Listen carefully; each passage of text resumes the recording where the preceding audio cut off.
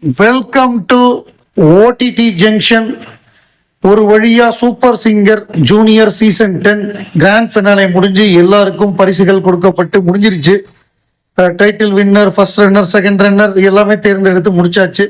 இப்போ அடுத்தாப்புல பக்தி சூப்பர் சிங்கர் ஸ்டார்டிங். ஸோ நான் இந்த சூப்பர் சிங்கரை பொறுத்தவரைய இதுல நான் அந்த முடிவுகளுக்குள்ள அதை நான் சர்ச்சை பண்றதுக்கு நான் விரும்பல. இது கரெக்டா, இவங்களுக்கு இது கொடுத்தது கரெக்டா தப்பா அப்படின்னு போறதுக்கு நான் விரும்பல. ஏன்னா இது ஒரு ரியாலிட்டி ஷோ. அதுல வின்னர்ஸை தேர்ந்தெடுக்கிறதுக்கு அவங்க சில வழிமுறைகளை வச்சிருப்பாங்க. அந்த அடிப்படையில அவங்க தேர்ந்தெடுத்திருக்காங்க. ஸோ அதனால யார் யார் தேர்ந்தெடுக்கப்பட்டிருக்கிறாங்களோ அது நமக்கு மகிழ்ச்சி தான். ஸோ அதை நம்ம ஒரு விவாதமாக்கி இது கரெக்டு இது தப்பு அப்படின்னு இது பண்ணுறதுக்கு நான் விரும்பலை. சேனல் ஜட்ஜஸ் எல்லாம் சேர்ந்து ஒரு முடிவு எடுத்திருக்காங்க அப்படின்னா அந்த முடிவை நம்ம மதிக்கணும்.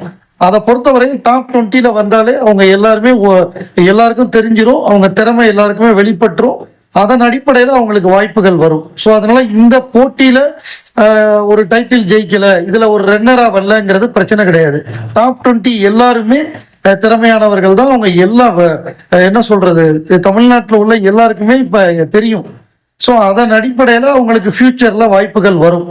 இந்த இதுல ஜெயிக்கலைன்னா கூட அவங்களுக்கு வாய்ப்பு வரும். ஸோ அதனால நம்ம ஜெயித்தவர்களை வாழ்த்துவோம். அவங்கள நம்ம ஒரு கான்ட்ரவர்சியில சிக்க வச்சு அதை விவாதமாக்குறது நல்லா இருக்காது. அதனால ஜெயிச்சவர்களுக்கு வாழ்த்துக்கள். எல்லாருமே ஜெயிச்சிருக்காங்க, 5 பேருமே ஜெயிச்சிருக்காங்க. அதான் 4வதா வந்த லைனட்டுக்கு கூட 3 லட்சம் கொடுத்துருக்காங்க. 3வதா வந்த ஆத்யா சரஸ்வதிக்கு 5 லட்சம் கொடுத்துருக்காங்க. 2வது வந்த நஸ்ரீனுக்கு 10 லட்சம். முதல்ல வந்த காயத்ரிக்கு 60 லட்சம் ரூபா மதிப்புள்ள வீடு. ஸோ ஒட்டுமொத்தமாக நிறைவான நிகழ்ச்சியா இருந்தது. கமல்ஹாசன் அவர்கள் ரொம்ப ஜாலியா ஒரு குழந்தைகளோட குழந்தையா அவரும் டான்ஸ் ஆடி பாட்டு பாடி அந்த மாதிரிலாம் பண்ணது ரொம்ப நெகிழ்வா இருந்தது. ஒரு அருமையான நிகழ்ச்சி, ஒரு அருமையான ஃபைனலா அமைஞ்சது. ஸோ அது இப்போ முடிஞ்சு போச்சு. சூப்பர் சிங்கர் ஜூனியர் சீசன் 10 முடிஞ்சு போச்சு. அதாவது சூப்பர் சிங்கர் சீசன் 11, அதாவது சூப்பர் சிங்கர் சீனியர் சீசன் 11க்கான எல்லா ஏற்பாடுகளுமே பண்ணிட்டாங்க விஜய் டிவி. ஆனால் டக்குன்னு ஒரு ட்விஸ்ட் வச்சாங்க. என்னன்னா 2 மாசத்துக்கு ஒரு நிகழ்ச்சி. அதாவது நீங்க பக்தி சூப்பர் சிங்கர்னு ஒன்னே இது 1 வருஷம் நடக்கும், சூப்பர் சிங்கர் மாதிரி நடக்கும்னு நினைச்சிட வேண்டாம். இது 2 மாசம், ஜூன் ஜூலை 2 மாதத்துக்கு மட்டுமே. அதாவது மே 31ஆம் தேதி ஆரம்பிச்சு ஆகஸ்ட் மாசம் முடியுது. ஆகஸ்ட் கடைசி வாரத்துல முடியுது. 2 மாசத்துக்கு மட்டுமே, 8 வாரங்களுக்கு மட்டுமே நடக்கக்கூடிய ஒரு நிகழ்ச்சி.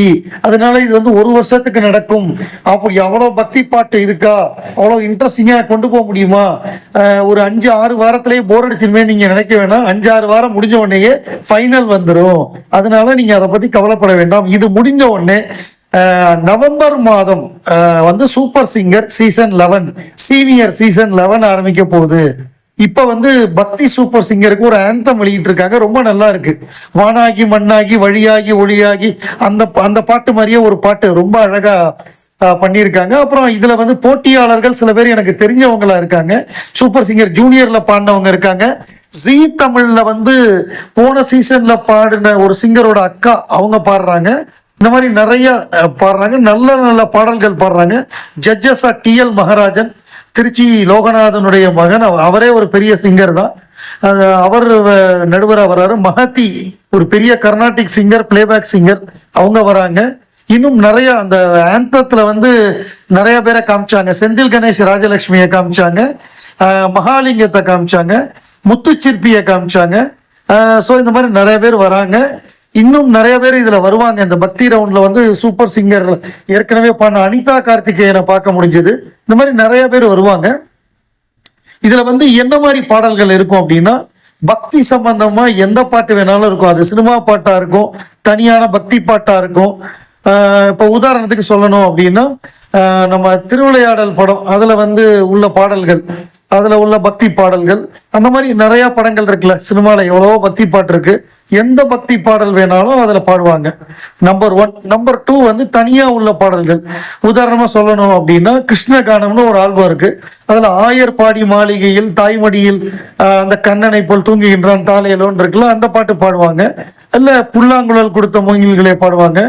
அப்படி இல்லைன்னா நம்ம கவிஞர் வாலி முதல்ல 1956 எழுதி ஒரு போஸ்ட் கார்டில் எழுதி அனுப்பிய பாடல், அதை தான் TM சௌந்தரராஜன் டியூன் போட்டு பாட்டை மாத்தினாரு. கற்பனை என்றாலும் கற்சிலை என்றாலும் கந்தனை உனைமறவேன் அந்த பாட்டை பாடலாம். அந்த மாதிரி எந்த பாடலை வேணாலும் அவங்க வந்து பாடலாம். அதுலேருந்து அவங்க சிறப்பாக பாடுறவங்களை, நமக்கு பக்தி உணர்வு ஏற்படுத்தக்கூடியவங்களை செலக்ட் பண்ணி, அதாவது ஜூலை மாதம் கடைசியில் ஒரு இறுதி போட்டி நடைபெறும். இந்த 4 ப்ரோமோ வந்திருக்கு. 4 ப்ரோமோவுமே சூப்பராக இருக்கு. அந்த இது நல்லா இருக்கு, அந்த ஆந்தம் நல்லா இருக்கு, நடுவர்கள் சிறப்பாக இருக்காங்க, போட்டியாளர்களும் சிறப்பாக இருக்காங்க. இந்த வாரம் சனிக்கிழமையிலேருந்தே போட்டி ஆரம்பம். அது மிக சிறப்பான போட்டியா, ஒரு பக்தி உணர்வை ஏற்படுத்தக்கூடிய ஒரு போட்டியா, ஒரு ஸ்ட்ரெஸ் பஸ்டரா அமையும் நான் எதிர்பார்க்கிறேன். நீங்க உங்களுடைய கருத்து என்னங்கிறத கமெண்ட்ல பதிவு பண்ணுங்க. அதாவது எதை பத்தியும் நெகட்டிவா பண்ண வேண்டாம், எந்த ஒரு போட்டியாளரையும் ஜெயிச்சவங்களை வந்து அட்டாக் பண்ண வேண்டாம் அப்படின்னு தாழ்மையோடு கேட்டுக்கொள்கிறேன்.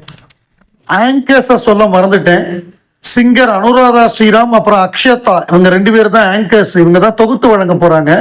ஒரு சிங்கரா இருக்கக்கூடிய அனுராதா ஸ்ரீராம் அவங்க ஏற்கனவே ஒரு டப்பிங் ஆர்டிஸ்டா இருந்தாங்க. அவங்க வாய்ஸ் அவ்வளோ நல்லா இருக்கும். நீங்க அன்பே சிவம் படம் பார்த்துருந்தீங்கன்னா அதுல வந்து கிரணுக்கு வந்து டப்பிங் கொடுத்திருந்தது வந்து அனுராதா ஸ்ரீராம் தான். வேற எந்த படத்துக்குமே அவங்க டப்பிங் பண்ணதுல. கமல் சார் கூப்பிட்டு நீங்க தான் பேசணும் அப்படின்னு சொல்லி பேச வச்சாருன்னு அனுராதா ஸ்ரீராம் ஒரு பேட்டியில குறிப்பிட்டிருக்காங்க. அவங்களும் அக்ஷதா, இந்த அக்ஷதா யாருன்னு எனக்கு தெரியாது, இப்பதான் முறை பாக்குறேன். ஸோ இவங்க 2 பேரும் தான் இந்த நிகழ்ச்சியை தொகுத்து வழங்க போறாங்க.